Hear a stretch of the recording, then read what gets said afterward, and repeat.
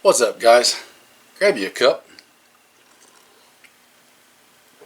And I'll just go ahead and tell you I got a full one. You know what that means.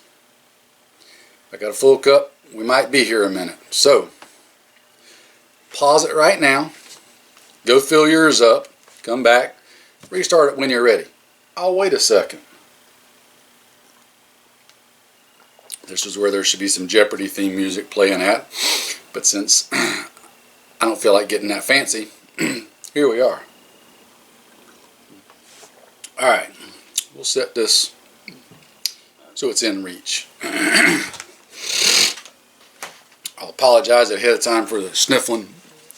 Allergies have kicked up today. It's a magical thing. So, alright, as you can no doubt tell from the title, I want to discuss some lessons that we can learn from recent situation. And does our training reflect reality? Okay. Now the situation that I'm gonna reference here is gonna be one I'm sure that you're all familiar with by now. You're all known about. And pardon me 1 second. I don't like the angle that camera's at. OCD kicking in. Sue me. You're all familiar with the Kyle Rittenhouse shooting in Kenosha. I haven't ever done a video or talked about any of that because if you don't know where my position's at on all that, at this point, especially for you longtime viewers, there ain't nothing else I can say that's gonna reveal it to you. So, Reader's Digest version, there should have never been a trial at all, period. And there are people currently employed in positions that they should not be employed in. I'll leave it at that.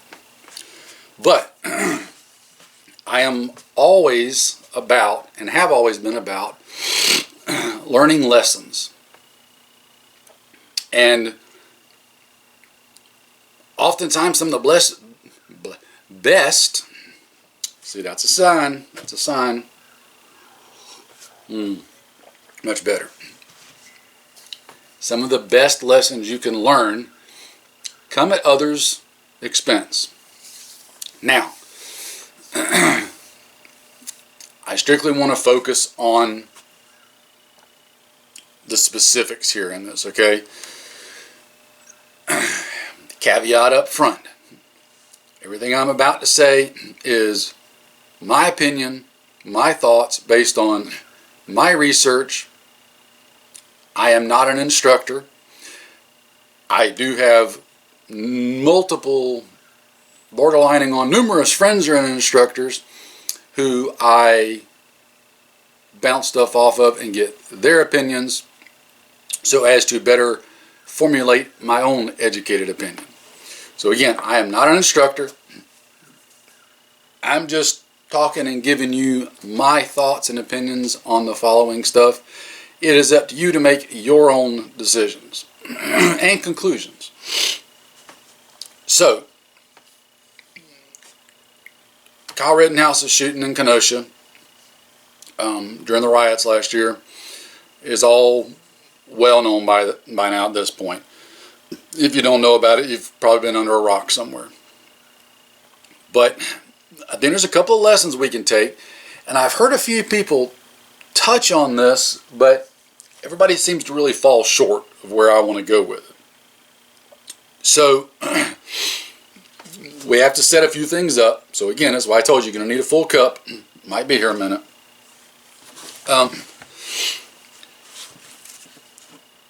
Look at, we're going to start at one point and we're going to bounce into some others.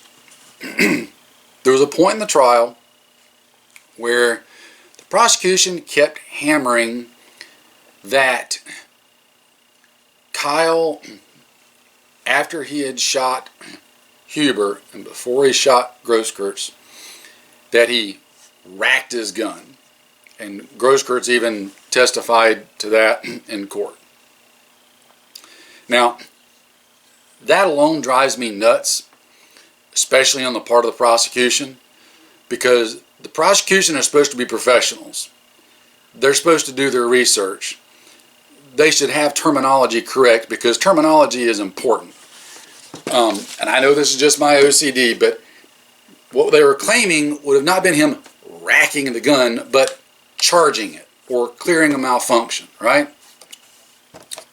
Anyway, that was the point they kept hammering.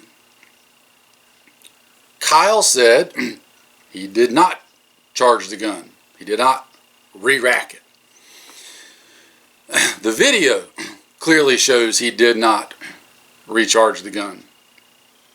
It does show a quick movement of his hand.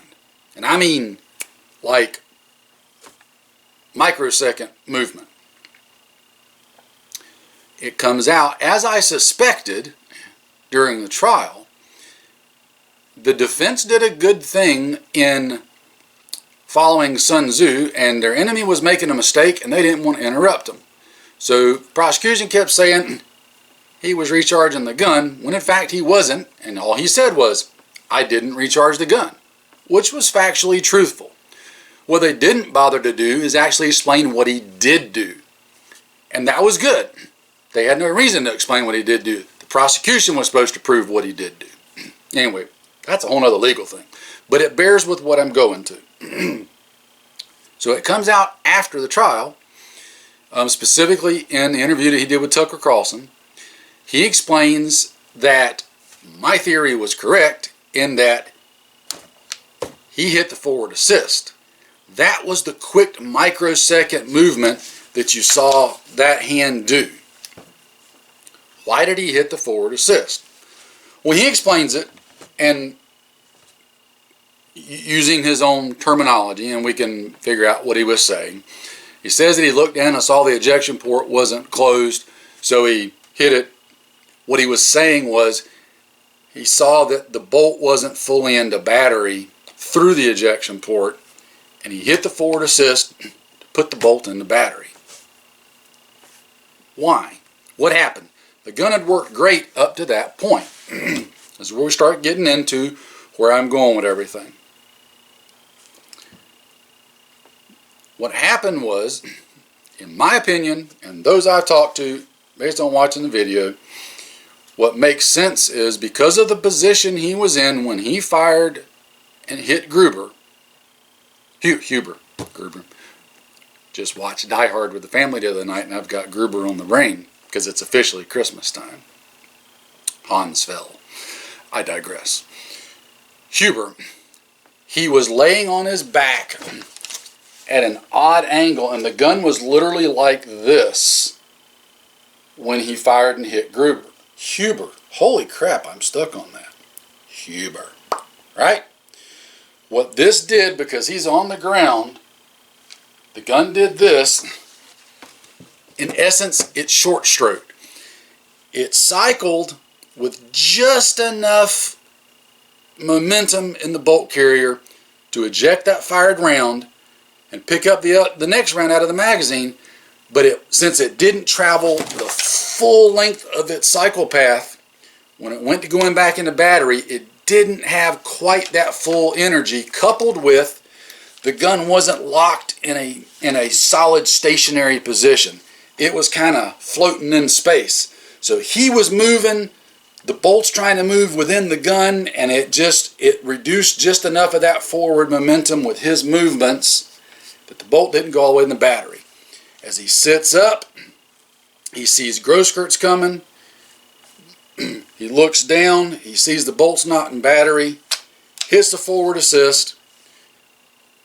Grosskreutz mistakes that as a malfunction, and in my opinion, he was moving in for the kill at that point. He was going to come in and kill Kyle with his Glock that he had in his hand. And unbeknownst to him, the gun wasn't out of action. It just needed that tap of the forward assist, and bang, and suddenly your bicep's gone. So, using all that to set up where I'm going with this. Does our training reflect reality. Okay? And this isn't, everything else isn't just specific to that situation. I'm just using that as a jump off point, right? So, what do I mean by, does our training reflect reality? We've all been to great classes and wonderful classes. If you look on Instagram, if you look on YouTube, you look on all the various social medias, socialist medias, all of them, you can see great examples. Here's the catch. And what I want you to think very hard about. 90% of them, you're on a static range. You have a static target directly in front of you that is not moving and is squared up to you. You are standing. You are locked into the gun. It's locked into your shoulder. You're squared up in the target. You've got those feet at that nice slight offset, knees a little bent, shoulders squared up, gun's locked into that shoulder pocket. You've got a good cheek weld. You've got the gun drawn in. I mean, everything's perfect. We're working on all that perfect stance, perfect body position, perfect sight alignment, perfect trigger press, perfect trigger control. The target is kind enough to just stay right there. He's not moving. I'm not moving. Breathing is just, I mean, literally arresting heart rate. I mean, birds are singing, the sun's shining. It may be raining on occasion. Life's great. And we do that for 2 days on a class and pop through 500,000 rounds and bam, we're there. We're there, baby. We're just on demand, like T-boxing it, putting them in that upper thoracic, no problem. Is that reality?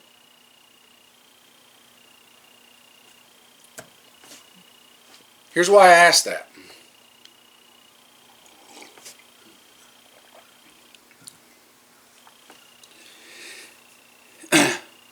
Kyle was in a real situation. When he shot Rosenbaum, the first guy, he was running, had been running for a little bit, trying to get away from it. Rosenbaum was running. He was dodging around a car. He had to turn around and shoot an attacking, moving target while he was moving. Heart rate was, I'm going to suffice to say at that point, was pretty much moving like a locomotive. He wasn't in no perfect stance. His target wasn't standing still. He wasn't standing still. He didn't have that gun locked into his shoulder in a perfect firing stance, knees slightly forward apart and bent, shoulders locked in, forward lean. He didn't have none of that. When he shot Huber, he was laying on his back, legs half up in the air, didn't even have the gun in his shoulder, not even close to his shoulder. It was literally like this, okay? When he shot Grosskreutz, same thing. When he shot at Jump Kick Guy, same thing. 4 attackers, he got 3 of them. Not one of them was standing still. All of his attackers were in motion and very quick motion. He was either in motion or in anything but that perfectly taught firing stance. He had anything but a perfect cheek weld and sight alignment. Go look at police body cam videos. 90% of police body cam videos, excuse me,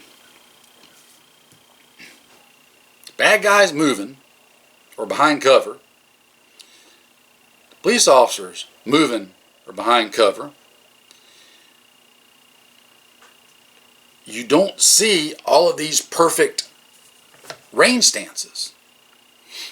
People are either moving or behind cover. Bad guy and good guy. Are we training ourselves for a real fight? Are we? Now, let's stop right there and clear something up for anybody, because I can already hear the keyboards typing. Okay? I am in no way, shape, or form at all saying that basic stationary flat square range training is not only beneficial but also needed. 100% is beneficial and needed. Absolutely. What I'm saying is that's not fighting. The stationary square range stuff is where you get your brain and your body working on sight alignment, trigger control, reloading, fixing malfunctions, handling the weapon safely. That's where you're working on all those things. It's not fighting, right? That is not fighting. That's getting you ready to be able to start training to fight. I'll put it in a martial arts relation. All the years of martial arts that me and my boys have spent, when you're doing your forms or katas, you're not fighting. It's not fighting. Anybody that tells you it is lying to you. Fortunately, we had a good instructor who was very clear about that. That is the equivalent of your square range training. You're programming your body and your mind on doing different moves. If I'm doing a form and I do a midsection block, it's very exaggerated, way out here. If I'm going to fight and I do a midsection block, it's here, like this. It's to get the brain and body so it kind of knows what to do. When we started learning how to fight is when there was another guy standing in front of us and he was moving, we were moving, and he was sending things back towards our face as we were sending them towards his. That's when we started learning how to fight. It wasn't doing those stationary linear katas. But it's all beneficial and needed. The catch is, and I guess what I want to focus on is, don't mistake the two. Don't get wound up in how great you are on the square range. Because using things such as a timer to improve your reloads, it's not a bad thing. Okay? It gives you something to shoot for, puts your brain under a little bit of stress, wants you make your body hurry, etc. It can make you better at reloading. In a real fight, your split times are going to be 95% irrelevant. I know that bursts some bubbles. I know that makes some of you sad, and it probably even sends some of you into like spasmodic fits, but it's just the reality of it, guys. The real life bears that out on camera. Your split times are irrelevant. Sorry, but they are. How great you are standing up to a stationary target, not moving, and bang, bang, bang, bang, bang, bang, bang, is irrelevant in a real fight. Honestly, I think you're wasting ammo. Now, again, it doesn't mean you don't practice shooting multiple rounds at a target. You keep shooting until the threat no longer exists. You don't know how many rounds that's going to take. But you better make sure every round you fire is getting a hit. If you're going to stand there and practice that, don't practice on how fast you can do it. Practice on how accurately you can do it quickly. Does that make sense? So the speed is irrelevant. It's, can you accurately put rounds on target quickly, right? And I know that sounds like I'm playing semantics with words, but I'm really not. Again, you've got to start branching out and training for a real fight. That'll branch over into your gear selection as well. Because guess what? All those super duper high speed, mega fast speed reload pouches that you've got for all your stuff work great when you're standing in that perfect static range position. Start running and moving and crawling, getting behind cover, and trying to crouch your body behind the smallest thing you can find because that's all you got available, and then see how well some of that gear works. It's going to be a heck of a lot slower. Maybe even doesn't work. Flip side of that is, and this is where guys are out, oh, well, speed is life. Seconds count. Yeah. That's why I want to implement things in a fight and utilize things in a fight that give me more time, i.e. cover. Cover gives you time. It stops bullets, lets you reload, lets you fix the gun. It doesn't mean you sit there and take all day for you on the slow bus, but it means that 0.00000024 split time that you've got on reloading becomes largely irrelevant, because the difference between that and picture, there's solid cover right here, and me going, I'm back in the fight. Those are irrelevant at that point. So, once again, here comes that crazy word that y'all have heard me preach about before. Context comes into play. You gotta keep things in context. Don't get wrapped up in the various minutiae of things. Force on force training is a great way to figure out some of this stuff. It really is. It is a great way. But even outside of force on force, get yourself to classes with instructors that are teaching you things like moving to cover, moving from one point of cover to another, fighting from behind cover, reloading from behind cover, making sure you're getting hits from behind cover, not just blazing rounds down range. Find instructors that will teach things like while you're on the range that you're standing there and all of a sudden, bang, bang, bang, there's shots. Find somebody that teaches you, instead of you drawing your gun and immediately dumping 15 rounds, that bang, bang, bang, you move to cover. Find somebody that'll teach you that as a default response. Because once you get behind that cover, then we get a little bit of time. How much time is going to vary. But we get a little bit of time. We can start figuring out what's going on. Where's the threat? What is the threat? Do I need to engage the threat? Can I engage the threat? Do I need to move to a better position of cover? Can I just completely leave the area? What are all my options? Cover offers you a lot of things. Whole lot of things. Arguably, in my opinion, it's probably a better option most of the time. Not all the time. Most of the time. Moving to cover at the onset of something happening is probably a better option than just practicing to immediately mag dump every time there's a fight, a shot, a bang, a boom, whatever.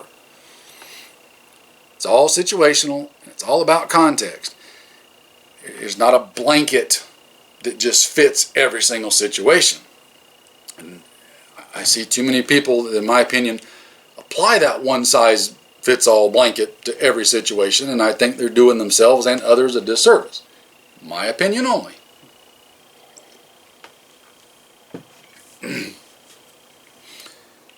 Is flat stationary square range training beneficial? 100% absolutely. That might be all you have access to due to your location, situation, whatever. I've started my wife and sons out stationary, simple, square range training. Wanted them to get proficient with handling the guns safely. Wanted them to be able to practice reloading, practice sight alignment, practice that trigger manipulation, clearing malfunction. Most importantly, getting good, accurate hits. Got to learn all that. You got to learn all that before you go to the next step. The catch is remembering there's a next step. And if all you're doing, like if you've done 10 or 15 stationary square range classes and nothing else, you need to be moving on. You need to be getting into other steps, because at that point all you're doing is padding your ego, because you can keep going to classes and you're going to keep excelling at stationary flat square range classes, probably against newer shooters, and you'll walk away feeling like, man, I'm locked on, I'm solid, I'm good to go. And I think you're getting a little bit of a false sense of security. Look at what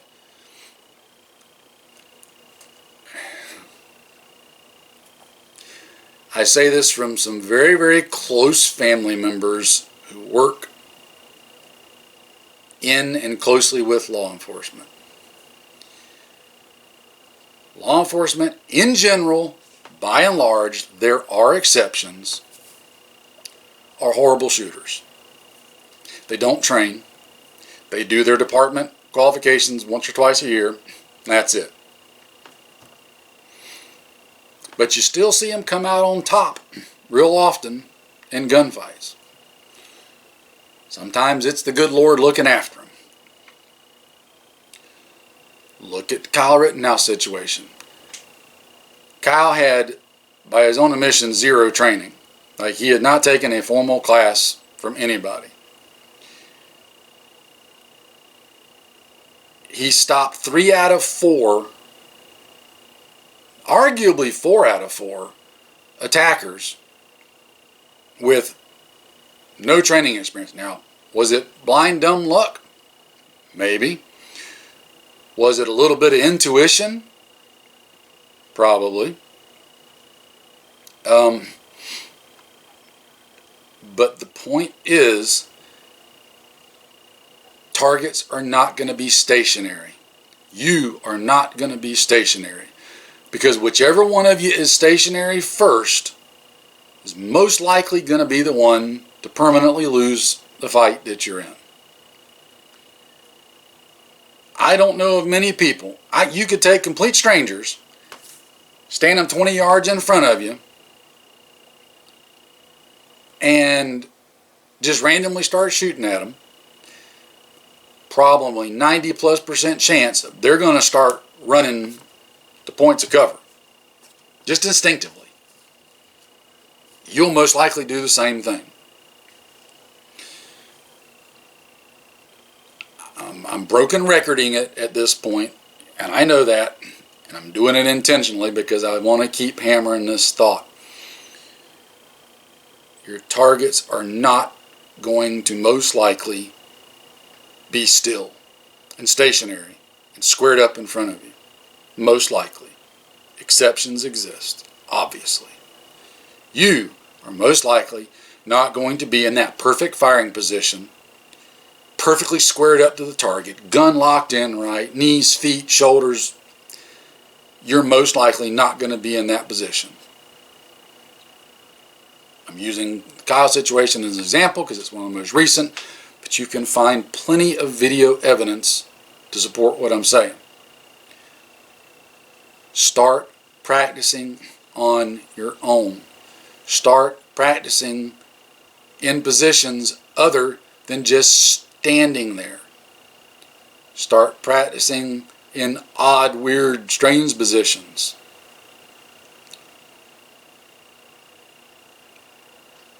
Start counting on not having a whole lot of your target to shoot at.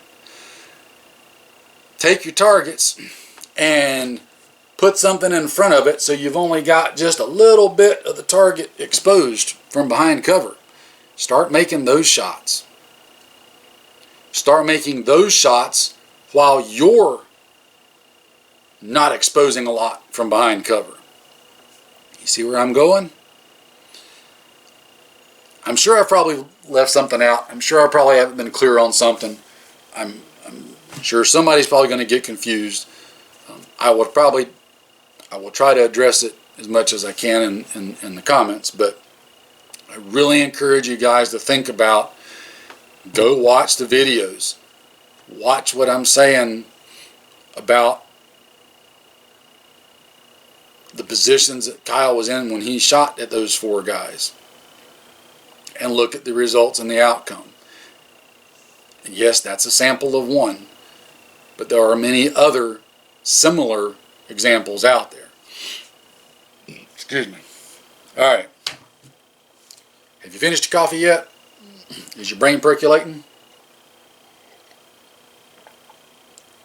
I know my cup's getting shallow, and some of y'all had specifically asked for this cup before, so here you go. Don't say I don't listen to you.